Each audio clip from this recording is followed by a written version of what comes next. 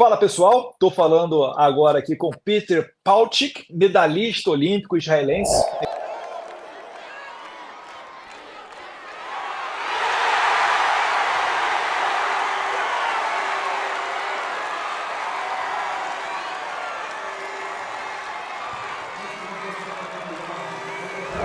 Ele está falando de uma cidade ao sul de Tel Aviv, bem próxima da faixa de Gaza, que é o local usado pelos terroristas para mandar mísseis contra Israel.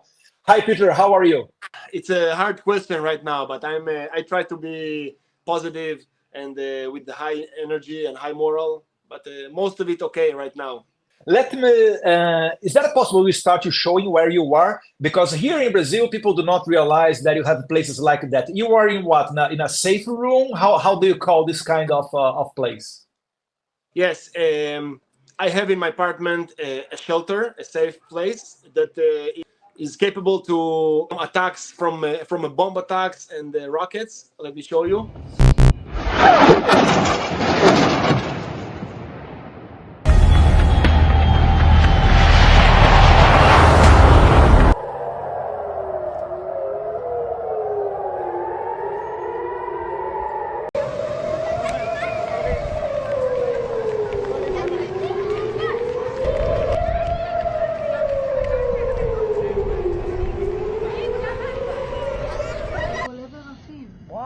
וואו, תראה, אתה לא רואה.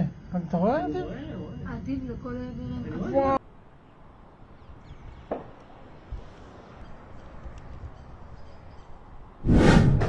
Is that a bunker? It's kind of a bunker with a very, very massive doors, you see? But it's not a large place. It's like that kind of place. Here I can put my babies. I have a 2 months, 5 months old babies. So every time I pick them on my arms and I take them to the shelter, to the safe place. And most of the rockets, they attacked by night. So every time I wake them up, pick them on my hands and running to the shelter. The picture that I saw on your Instagram is that your son on your arms during a night. And how does it happen? You listen alarm. Actually, during this conversation, there will be gonna be some alarms because I receive some alerts about it. So don't panic if you hear something, and maybe we will stop the video for a couple of minutes, and I will run to the shelter. So I just prepare everyone. So your nights you are spending sleeping in this place that you are showing us right now. Yes, the nights I try to sleep over there. We put a mattress, and when there is a night when we receive a message and information about bombing all the nights, so I spend there. The last night I slept on my regular bed, and we had only one alarm, so that's a quiet night for us. That's okay. Wait a second, brother. Wait a second. I thought I heard something. No, it's okay. All right. Going back again. And it's coming up a lot of videos about what is going on in Israel. And we see Hamas terrorists getting into Israeli territory and killing even babies.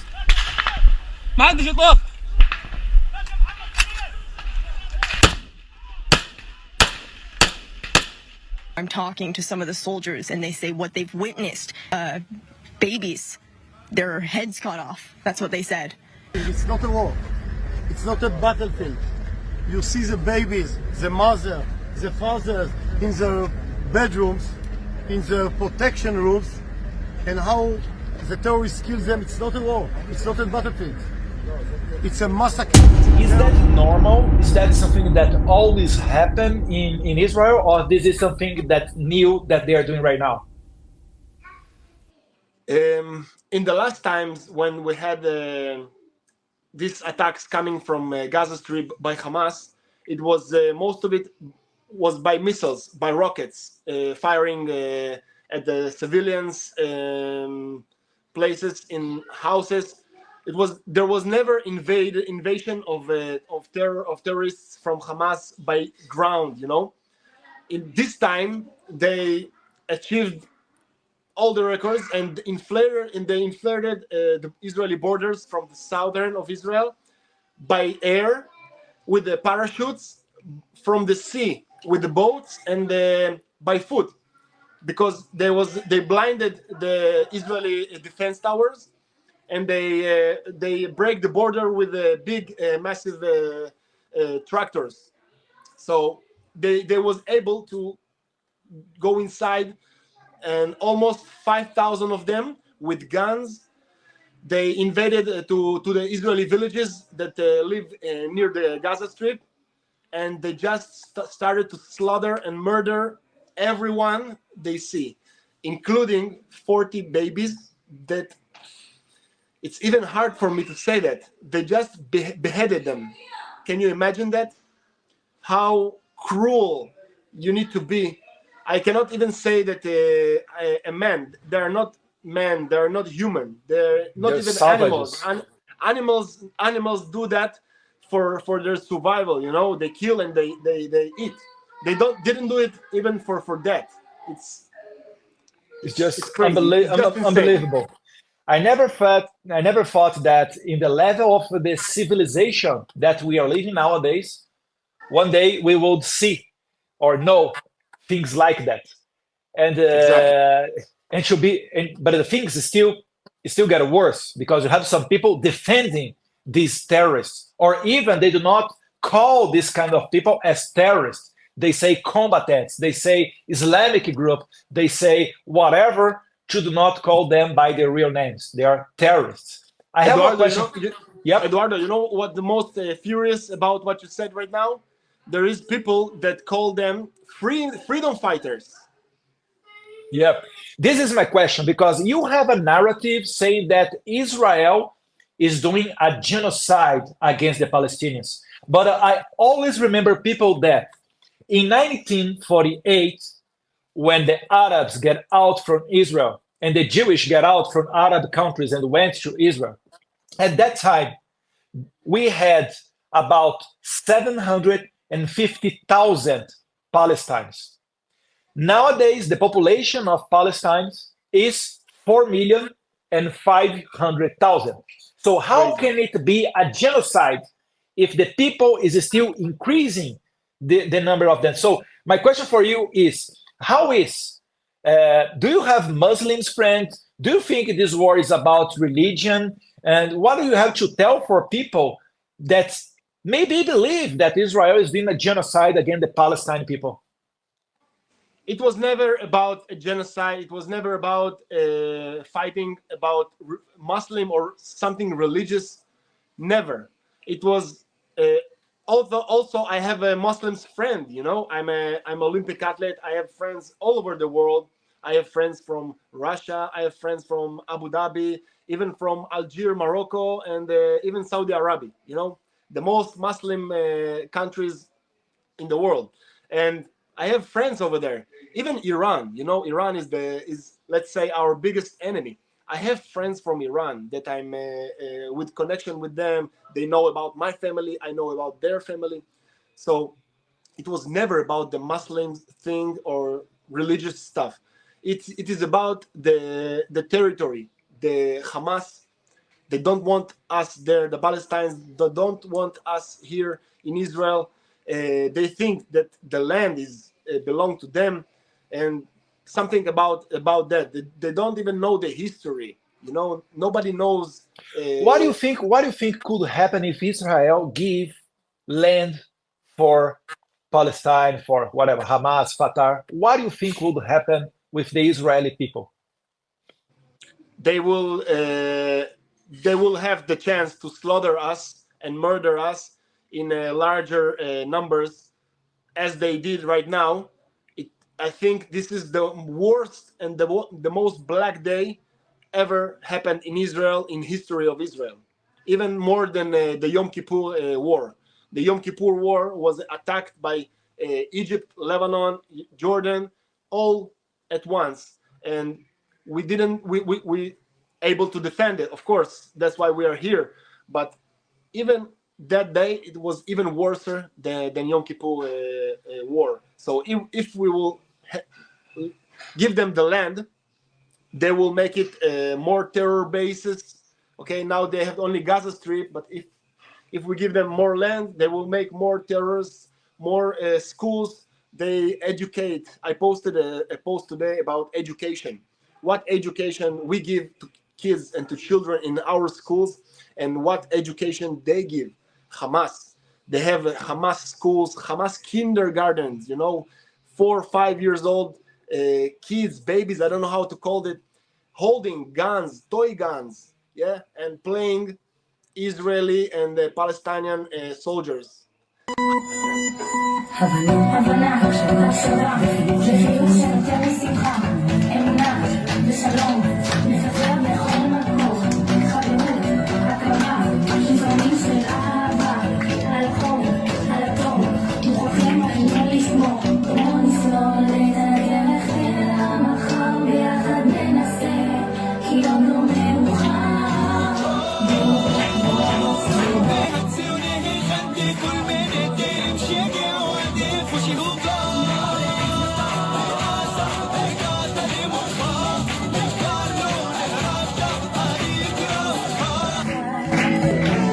How can it be possible? I cannot imagine. Tell us a little bit about the story of the history of Gaza Strip. How Gaza Strip became on the Hamas hands? In the past, let's say 2 decades ago, we was controlled by Gaza. Yes, Gaza was under our control, and we was able to even go there. And my coach was he was raised from the villages near Gaza Strip. He said to me, Peter, when I was a kid, I was going to the Gaza beach, and it is one of the most amazing beaches in Israel. So imagine people was there playing at the beach, at the sand. So once Gaza was ours, and in the Palestinian, all of this conflict, we gave them this land, and we said, okay, this is yours. I think it was 2000, early 2000s, and Hamas terror organizations just took over Gaza Strip, and now it is a terror base. So the Palestinians actually suffering not from Israel, they suffering from Hamas. They are the first people who suffer from Hamas, the terror organization leading by Iran, of course. So this is the all history about Gaza Strip, and the world thinks that the conflict is between Palestinians and Israeli. What is the role of Iran in the middle of this all? What Iran is doing? Iran, actually, Iran is also a big. They have also big history with Israel, because until the 1970, if I'm remembering accurately the year, something about the early 70s, we had very close relationships with Iran. Israel and Iran was together. There is a lot of Jewish community over there. A lot of people. I think there is still big Jewish community over there, and a lot of Jewish in Israel. They call themselves Jewish Persian. They even speak the language. It's crazy even to think about it. So they came from there, and when the government over there changed, and they have a very, very critical religious over there by the Shia, and everything changed. Suddenly, the country became very poor, very sad. The people want to go away from there, and they make a lot of hard rules about the religious stuff. And since there, they are they claim war about the Jewish Zionists, about Israel. So they protect Hamas, they protect Hezbollah, they send money to these organizations to grow, to leading more and more attacks on Israel. So it's all coming from Iran, and they spend a lot of billions of dollars for Hamas, for Hezbollah, for the jihad, to make a lot of terror attacks. So all over the years, it's coming from Iran. Mm-hmm. So, talking about terrorists, the current president of Brazil, Lula da Silva, but he didn't use the term terrorist, just as his human rights minister, they refused to say it was a terrorist attack. For example, Really? there was a Brazilian that died, got killed by Hamas during an electronic party in Israel. And the human rights minister, Silvio, he said that he sent his condolences because the death of a Brazilian. They never say because they were killed by a terrorist group. How do you think? How do you receive that? I mean, do you think that is unfair? Do you think this is something from the democracy that they can say whatever they want, and this is about a democratic game? I think my answer will be in several measures. First of all, it's sad to hear that he doesn't understand what's really going on. Maybe I should send him some videos and horrific pictures and videos from what's really happened. I'm sure. I'll tell you. I'm sure that they know what is going on, and for sure, at least he or his assistant, they received this kind of videos. So I don't know what kind of a political game he plays, but the world, from what I see on my social media, the world started to understand with what we are facing all over the years, because it was escalating right now on some levels that we didn't even imagine possible. So the world started to listen and to understand, and you see a lot of influencers and celebrity started to post about it, and of course they are afraid as well because they have an audience. It can be a damage for the economics, for financially. They will lose customers, but if a man or a woman that with a sense of logic will just see 1-2 videos from what's happening, they can understand that it's not about just politics stuff or democracy or stuff like that. It's about human life, and it's about our existence as Jews in our land, in our country. So now we must to defend ourselves, and we strike hard, because we have now the legitimacy to do that. All over the years, the Hamas, the terror organization was, they send some guys to bomb themselves. They call themselves Shahid, because they know they're gonna die, and they need to kill with themselves as many people, Jews, as possible. So now every terrorist like that, we strike hard on all Gaza. So of course, innocent people suffering, but we also lost already 1,500 people murdered, slaughtered by them in 3 days. In 3 days of war, it's crazy, and 5,000 people injured badly that can also die. So you have the right to defend yourself. We have the right to defend yourself. And you talk about the party, people, a lot of my friends, I have almost 10, 15 friends that went to the party, a music festival, it was called Nova Party. It was on the southern, in a most beautiful place. They had the sunset, and after that they was waiting for the sunrise. And after the sunrise, all of a sudden, terrorists attack. They started to run, and from 6,000 people that went into this festival, only left, and this is the luck of all of these people that already left by the night. In the morning was left 600. So all these 600, almost all of them, slaughtered. They was ambushed. They was waiting for them, and they just started to spray them with a Kalashnikov weapon. It's insane, Eduardo. So I must spread my message for the world to understand and to listen as Joe Biden yesterday spoke very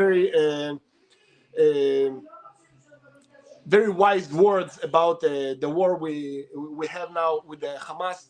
He said, "Don't provoke Israel to strike harder, and don't imagine because now the Lebanon, Hezbollah from Lebanon, they're aiming to attack us as well because they think we are weak." So he said, "Don't provoke Israel because now we send the Gerald Ford ship with a lot of guns, gunfire, and don't provoke us. Just don't." It was very inspirational speech. Very emotional. All the Israeli people, all our country was very emotional about that. And as I told you, the world started to understand. And there is the one light in all of these dark days is that now people know. No, for sure, for sure. My friend, one last question. Is that true that Israel, before bomb Gaza, they say to the Palestinians where and when they are going to bomb? And is also that true that the terrorists do not let the civilians run away from the buildings? I mean, in propose to let them die inside of the buildings? I have a goosebumps, man. I have a goosebumps because what did you say right now? It's pure truth.